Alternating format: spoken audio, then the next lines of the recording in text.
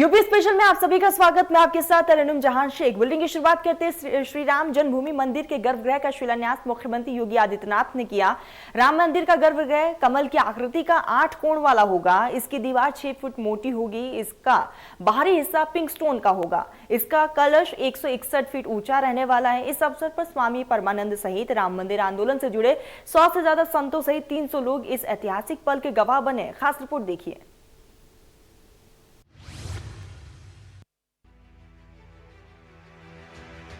श्री राम जन्मभूमि मंदिर के गर्भगृह का शिलान्यास मुख्यमंत्री योगी आदित्यनाथ ने किया। राम मंदिर का गर्भगृह कमल की आकृति का 8 कोण वाला होगा। इसकी दीवार 6 फीट मोटी होगी, जिसका बाहरी हिस्सा पिंक स्टोन का होगा। इसका कलश 161 फीट ऊंचा रहेगा। इस अवसर पर स्वामी परमानंद सहित राम मंदिर आंदोलन से जुड़े 100 से ज्यादा संतों सहित 300 लोग ऐतिहासिक पल के गवाह बने। हम सदैव धर्म, सत्य और न्याय के पथ का अनुसरण करते हुए जब आगे बढ़ेंगे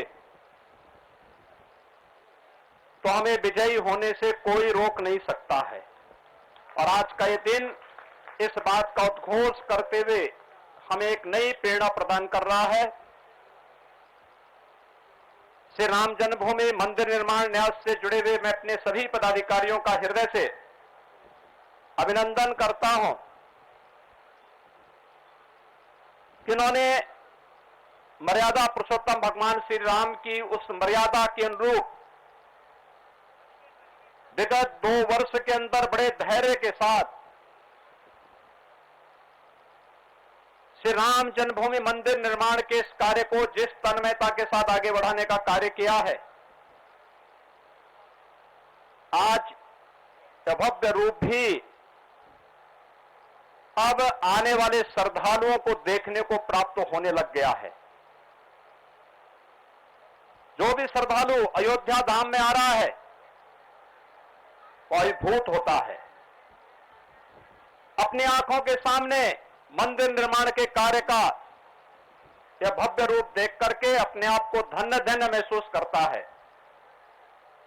और जिस दिन प्रधानमंत्री जी ने अयोध्या में मंदिर निर्माण कार्य का शुभारंभ किया था, मैंने तब भी इस बात को कहा था कि हमारी पीढ़ी सबसे सौभाग्यशाली है कि 500 वर्षों के इस लंबे संघर्ष में हम लोगों की पीढ़ी सबसे सौभाग्यशाली है कि हम लोग अपनी आंखों के सामने इन सब कार्यक्रमों के साक्षी बन रहे हैं। और सचमुच प्रभु राम की और हनुमान जी महाराज की हम पर विशेष कृपा है कि हम सबको ये सभी अपने स्थूल दृश्य देखने को प्राप्त हो रहा है। उन सभी पूज्य संतों के प्रति, श्री राम जन्मभूमि मंदिर निर्माण के लिए चले लंबे संघर्ष के लिए जिन महापुरुषों ने अपने आप को बलिदान किया था, उन सबको मैं इस अवसर पर नमन करता हूं। और मैं विश्वास के साथ कह सकता हूं कि अयोध्या में बहुत शीघ्र मर्यादा पुरुषोत्तम भगवान श्री राम के भव्य मंदिर का जो रूप होगा, ये नए भारत का एक राष्ट्र मंदिर तो होगा ही, एक भारत श्रेष्ठ भारत के प्रधानमंत्री मोदी जी के इस अभियान को पूरे देश को एकात्मता के सूत्र में बांधने का एक बहुत बड़ा संबल भी होगा। राम जन्मभूमि ट्रस्ट का एक सदस्य हूं और उडुपी पेजावर मठाधीश हूं। आज ये शिलान्यास काम जो हो रहा है, इससे हम बहुत खुशी हैं और सारा भारत भूमि इसको स्वीकार कर रहे हैं और खुशी से भगवान की पूजा कर रहे हैं। ये तो हजारों सालों से इसका कामना है। अभी हमारा सपना ये सत्य हो रहा है। राम मंदिर से 100 मीटर दूर द्रविड़ शैली के मंदिर श्री रामलला सदन का उद्घाटन मुख्यमंत्री योगी आदित्यनाथ ने किया। दक्षिण भारत के कलाकारों ने 3 साल में इस मंदिर को तैयार किया है। कार्यक्रम में जगत गुरु श्रीनिवासाचार्य कांची, श्री रंग मंदिर वृंदावन के अध्यक्ष स्वामी रंगाचार्य और जगत गुरु रामानुजाचार्य स्वामी वासुदेवाचार्य विद्या भास्कर मौजूद रहे। रामलला सदन के महंत जगत गुरु रामानुचार्य स्वामी राघवाचार्य हैं। उन्होंने बताया कि मंदिर में भगवान श्री राम, लक्ष्मण और जानकी के साथ भगवान विष्णु, हनुमान जी और रंगनाथ जी सहित जय विजय की प्रतिमाओं की स्थापना की जा रही है। मंदिर में भगवान विष्णु के वाहन गरुड़ के रूप में 30 फीट ऊंचे स्तंभ का निर्माण किया गया है। उप मुख्यमंत्री केशव मौर्य ने इस मौके पर कहा कि देश की सर्वोच्च न्यायालय के फैसले के बाद राम जन्मभूमि मंदिर निर्माण शुरू हुआ। पहले चरण का काम राम जन्मभूमि परिसर में पूरा हो गया है। आज दूसरे चरण के क्रम में काम शुरू हुआ है। जिस दिन की प्रतीक्षा थी, आज भगवान श्री राम जी की कृपा से, हनुमान जी की कृपा से, जब उस भव्य मंदिर के निर्माण का कार्य प्रारंभ हो रहा है, उस क्षण का भी साक्षी बनने का भगवान ने अवसर दिया है।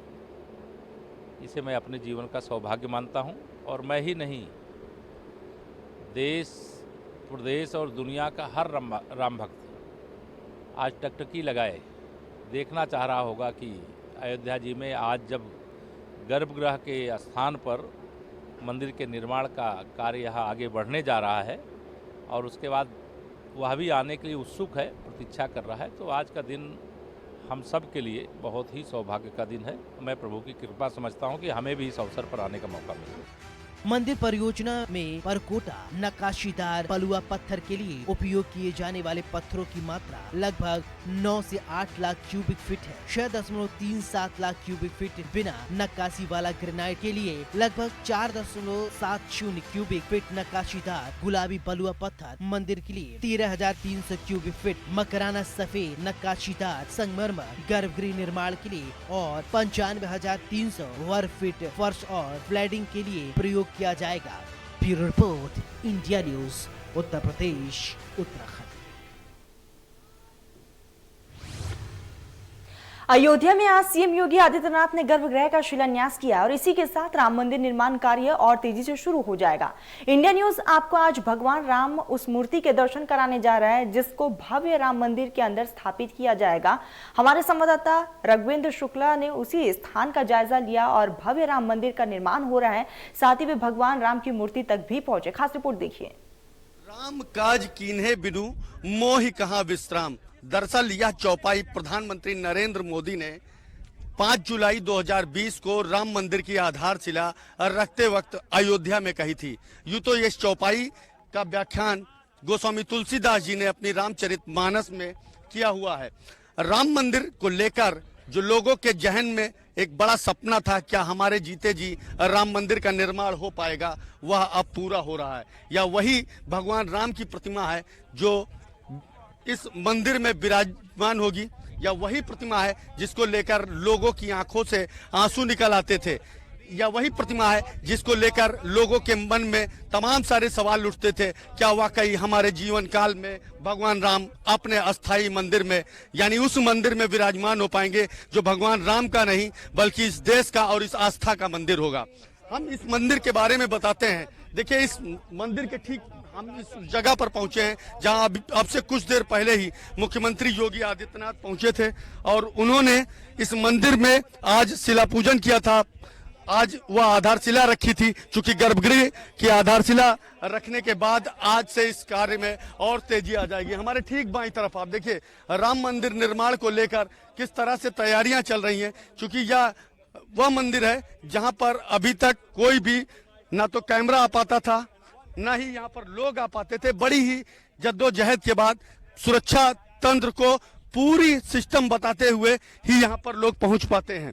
आज एक्सक्लूसिव तस्वीरें इंडिया न्यूज पर हम आपको दिखा रहे हैं कि किस तरह से भव्य राम मंदिर का निर्माण कार्य जोर शोर से चल रहा है। सहयोगी सौरभ के माध्यम से हम चाहेंगे कि हमारे पीछे की भी तस्वीरें, यानी यह उस जगह की तस्वीरें हैं जिन तस्वीरों को लोग देखना चाहते हैं। ये वो शिला है, आप देखिए, ये लार्सन एंड टर्बो द्वारा लगाया जा रहा है, उनके इंजीनियरों की देखरेख में लगाया जा रहा है और ये शिला लगाए जाएंगे। अब देखिए हमारे ठीक पीछे कई सारे शिला हैं जो केरल से भी लाए गए हैं, कर्नाटक से भी लाए गए हैं, लेकिन यह वह जगह जिस जगह पर हम मौजूद हैं, जिस जगह पर मुख्यमंत्री योगी आदित्यनाथ पहुंचे थे, जिन्होंने शिला पूजन किया था, इस जगह पर भव्य राम मंदिर बनकर तैयार होना है और ऐसा माना जा रहा है कि 1 साल के अंदर अंदर यानी 2020 के लगते लगते राम मंदिर यानी भव्य मंदिर बनकर तैयार हो जाएगा, या यूं कहें कि गर्भगृह बनकर तैयार हो जाएगा और राम भक्त अपने आराध्य भगवान श्री राम को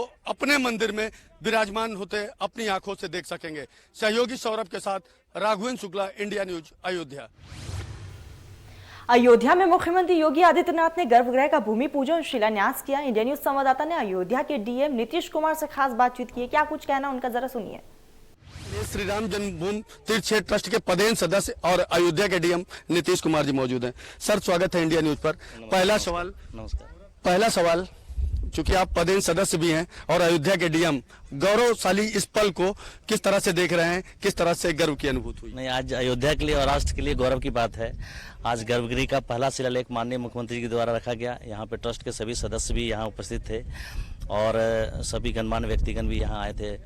ये राष्ट्र के लिए गौरव का क्षण है और हम लोग इसको बहुत तेज गति से हम लोग मंदिर निर्माण का कार्य संपन्न करा रहे हैं और सभी ट्रस्ट के मेंबर काफ़ी महत्वपूर्ण मेहनत करके अच्छा काम कर रहे हैं और इसको जल्दी जल्दी हम लोग पूरा कराएंगे। हमेशा ही सर ट्रस्ट की तरफ से बुलेटिन भी जारी होते रहते हैं, हम लोगों को समय समय पर जानकारी भी मिलती है, लेकिन एज ए डीएम और पदेन सदस्य की अगर बात की जाए तो अगर मंदिर निर्माण की बात की जाए तो किस तरह का स्वरूप होगा? क्या ऐसा कोई मंदिर अभी फिलहाल आपने देखा है, सुना है? नहीं, मंदिर का जो आपको जो पूरा प्रतिकृति है उसको जारी किया गया है, ट्रस्ट के द्वारा जारी की जाती है, उसके बुलेटिन भी जारी किए जाते हैं और क्या डायमेंशंस होंगे वो जारी किए जाते हैं। और स्टोन से यहाँ पे ग्रेनाइट पत्थर यूज हो रहा है जो कर्नाटका से आ रहा है और जो कार्विंग है जो आपका राजस्थान से हमारा स्टोन जो कार्व्ड पत्थर है वो आए हैं। और चंपत राय जी जो हमारे महासचिव हैं ट्रस्ट के, वो बुलेटिन जारी करते हैं और सबको अपडेट करते हैं कि सब लोगों को जानकारी मिले। और हम लोग दर्शन में भी ये प्रयास कर रहे हैं कि जो शिलालेख है, जो निर्माण कार्य है, वो जो हमारे दर्शनार्थी हैं उसको देखें, तो ये भी व्यवस्था सुनिश्चित की गई है। आज के कार्यक्रम की बात की जाए सर, सुबह मुख्यमंत्री जी आए, उप मुख्यमंत्री जी आए, पूरा क्या प्रोग्राम रहा, किस तरह से आज का क्रियान्वयन हुआ और किस तरह से संपन्न हुआ पूरा कार्यक्रम? अच्छा, आज कार्यक्रम जो माननीय मुख्यमंत्री जी आए और उन्होंने पूजन किया और गर्भगृह का पूजन किया, यहाँ पे शिलालेख रखे, सभी सदस्यगण भी हमारे थे ट्रस्ट के और भी गणमान्य व्यक्ति थे। और पूरा इसके बाद फिर एक रामकोट में और कार्यक्रम था, वहाँ पे प्राण मूर्ति का प्राण प्रतिष्ठा की गई। तो पूरा कार्यक्रम बहुत स्मूथ तरीके से, बहुत बेहतर तरीके से हुआ और संपन्न हुआ। बिल्कुल, बहुत ही बेहतर तरीके से संपन्न हुआ, क्योंकि मुख्यमंत्री योगी आदित्यनाथ के चेहरे पर मुस्कान हुआ थी, जो खुद कभी उनके गुरु गोरक्षनाथ पीठाधीश्वर अवैधनाथ देखा करते थे। दिग्विजयनाथ जी का भी सपना था कि अयोध्या में भव्य राम मंदिर बने और आज वह खुद साक्षी भी बने उस पल के जब अयोध्या में राम मंदिर की आधारशिला रखने का मौका उन्हें खुद मिला। सहयोगी सौरभ के साथ Raghavendra Shukla, India news. Shri Ram Janmabhoomi Teerth trust के मुख्य इंजीनियर जगदीश ने इंडिया न्यूज से खास बातचीत की है। क्या कुछ कहना है इंजीनियर का, जरा सुनिए।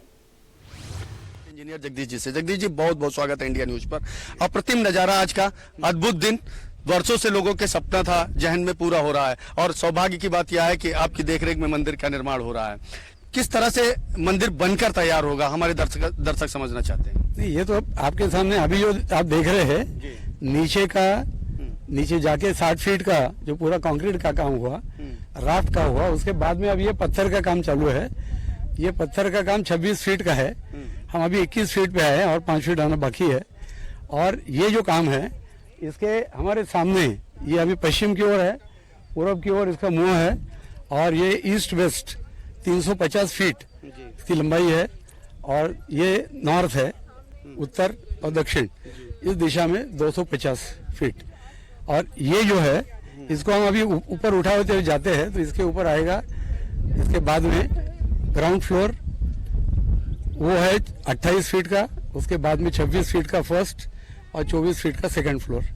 उसके बाद में शिखर है, शिखर तक की ऊंचाई 161 फीट की है। जिस गति से काम चल रहा है, लगभग आपको क्या लगता है कि कितना समय लगेगा, हम पहुंच जाएंगे उस स्थिति में कि? हम तो उम्मीद ये रखे चले हैं कि संक्रांति 24 के समय आप फिर इसी स्थान पे आएंगे और हो सकता है कि उसी जनवरी महीने में उत्तरायण शुरू होने के बाद में फिर यहाँ पे राम जी का विग्रह यहाँ की जो चलो मूर्ति है वो यहाँ लाके पूजा आरंभ शुरू करेंगे। जगदीश जी, कॉपर के क्लिप उसको जोड़ने के उपयोग में आएंगे, ना तो इसमें सरिया लगेगी और ना ही किसी प्रकार की सीमेंट का इस्तेमाल होगा, यह कहना था ट्रस्ट के इंजीनियर जगदीश जी का। सहयोगी सौरभ के साथ Raghavendra Shukla, India news, Ayodhya.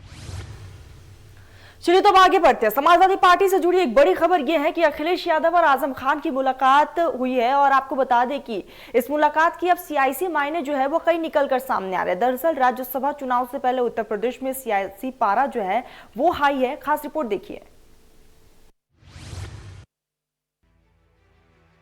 Samajwadi party से जुड़ी एक बड़ी खबर आपको बता रहे हैं कि अखिलेश यादव और आजम खान की मुलाकात हुई है। इस मुलाकात के कई सियासी मायने निकाले जा रहे हैं। दरअसल राज्यसभा चुनाव से पहले उत्तर प्रदेश में सियासी पारा फिर से चढ़ गया है। 27 महीने बाद सीतापुर जेल से बाहर आए आजम खान से समाजवादी पार्टी के अध्यक्ष अखिलेश यादव ने मुलाकात की। भले ही ये मुलाकात अस्पताल में हुई हो, लेकिन इस मुलाकात के कई सियासी मायने हैं। इससे पहले आजम खान के जेल में रहते हुए अखिलेश यादव ने कभी भी उनसे मुलाकात नहीं की थी। ऐसे में अब इस सियासी मुलाकात के कई मायने राजनीतिक पंडित निकाल रहे हैं, क्योंकि इसकी सबसे अहम कड़ी कपिल सिब्बल बताए जा रहे हैं। कहा जा रहा है समाजवादी पार्टी के समर्थन से राज्यसभा जाने वाले कपिल सिब्बल अखिलेश के लिए संकट मोचक की भूमिका में दिख रहे हैं। बता दें कि जेल से बाहर आने के बाद आजम खान की तबीयत बिगड़ गई थी, जिसके बाद उन्हें दिल्ली के गंगाराम अस्पताल में भर्ती कराया गया है। हाल ही में जम्मू कश्मीर के पूर्व मुख्यमंत्री फारूक अब्दुल्ला ने भी आजम खान से मुलाकात की थी। कांग्रेस से अलग होकर पूर्व केंद्रीय मंत्री कपिल सिब्बल ने सियासत में नई राह चुन ली है। सपा के सहयोग से कपिल सिब्बल निर्दलीय तौर पर राज्यसभा पहुंचने के लिए मैदान में है।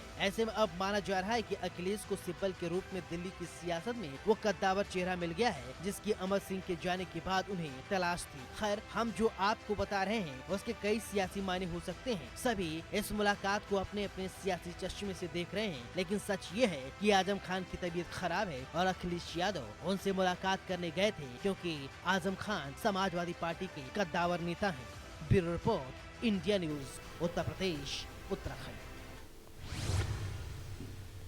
मोदी सरकार के 8 साल पूरे होने पर लखनऊ में सीएम योगी आदित्यनाथ ने जनसभा को संबोधित किया। उन्होंने कहा कि केंद्र ने गरीब कल्याणकारी योजनाएं चलाई है। आज का भारत भ्रष्टाचार मुक्त भारत है। केंद्र की योजनाएं लागू होने से यूपी बदला है और जनता को काफी राहत भी मिली है।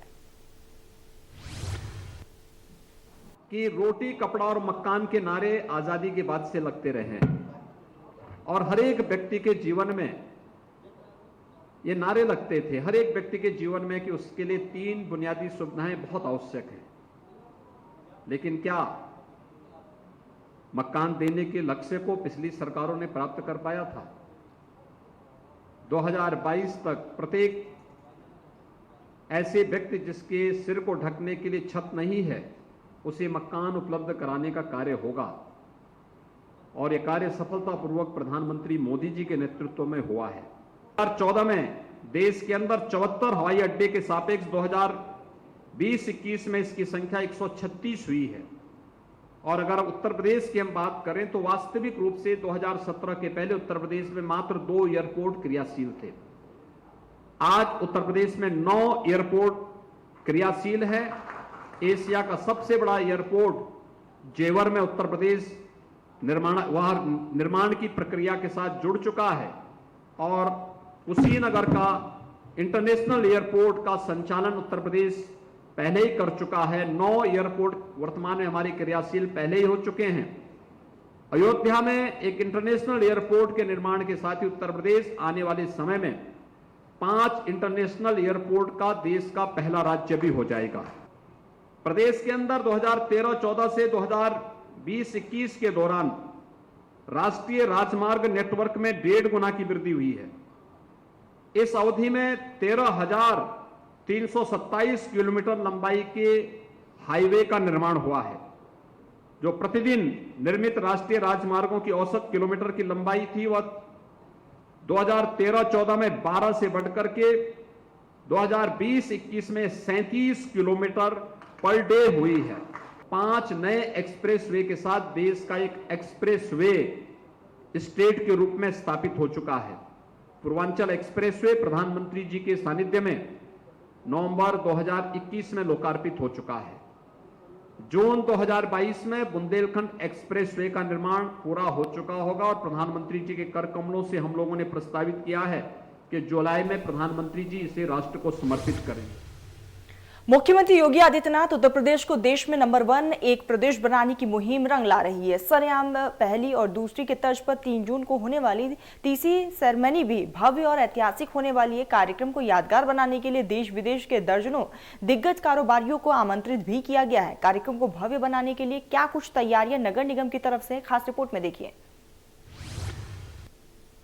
3 जून का दिन उत्तर प्रदेश सरकार के लिए बेहद खास होने जा रहा है, क्योंकि निवेश महामेला का जो आयोजन है वो इंदिरा गांधी प्रतिष्ठान में होना है। आपको बताते चलें कि ग्राउंड ब्रेकिंग सेरेमनी 3 का उद्घाटन स्वयं प्रधानमंत्री नरेंद्र मोदी करने वाले हैं और लगभग देश के नामचीन उद्योगपति इसमें हिस्सा लेंगे।